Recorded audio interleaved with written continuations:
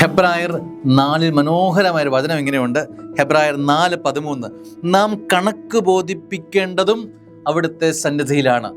അങ്ങനെ ഒരു സന്ദർഭം ജീവിതത്തിൽ ഉണ്ടാകുമെന്ന് ദൈവവൈതലെ അറിഞ്ഞിരിക്കണം. കണക്ക് ബോധിപ്പിക്കേണ്ട ഒരു മണിക്കൂർ, ഒരു ദിവസം നമ്മുടെ ജീവിതത്തിൽ വരും. നമ്മുടെ ജീവിതം ഇങ്ങനെ അങ്ങ് പോവുകയാണ്. ഈ യാത്രക്കിടയിൽ ഒന്ന് നിൽക്കേണ്ട അനുഭവം ജീവിതത്തിൽ വരും. നമ്മുടെ ജീവിതത്തിലേക്ക് തിരിഞ്ഞു നോട്ടത്തിൻ്റെ ഒരു മണിക്കൂർ വരും.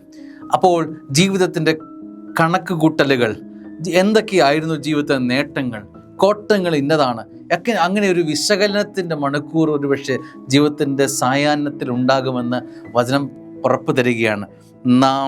നാം ഇങ്ങനെ ഒരു കണക്ക് ബോധിപ്പിക്കേണ്ടത് ദൈവസന്നിധിയിലാണ് എന്നുള്ള ബോധ്യം ജീവിതത്തിൽ ഉണ്ടാകണം. അപ്പോൾ നാം ചിന്തിക്കുന്നത്, നാം കേൾക്കുന്നത്, നാം ഹൃദയത്തിൽ സ്വീകരിക്കുന്നത്, ഇതൊക്കെ നമ്മൾ കണക്ക് കൂട്ടലുകൾക്ക് വിധേയമാകുന്നതാണ് എന്ന് ചിന്തിച്ചാൽ, അപ്പോൾ നമ്മുടെ ജീവിതത്തിന് ഓരോ മിനിറ്റും നമ്മുടെ ചിന്തയുടെയും നമ്മുടെ കേൾവിയുടെയും നമ്മുടെ സംസാരത്തിൻ്റെയും നമ്മുടെ ഭാവനകളുടെയും നമ്മുടെ പ്രവൃത്തികളുടെയും എല്ലാം കണക്ക് കൂട്ടലുകൾ ദൈവസന്നിധിയിൽ എണ്ണപ്പെടുന്നുണ്ട് എന്നത് ഒരു ബോധ്യമായി ഹൃദയത്തിൽ സൂക്ഷിക്കാം. ഈ വചനം നമ്മളെ അല്പം കൂടി വിശുദ്ധരാക്കാൻ നമ്മളെ സഹായിക്കുമെന്ന് തോന്നുന്നു. ദൈവം സഹായിക്കട്ടെ. ആമേൻ.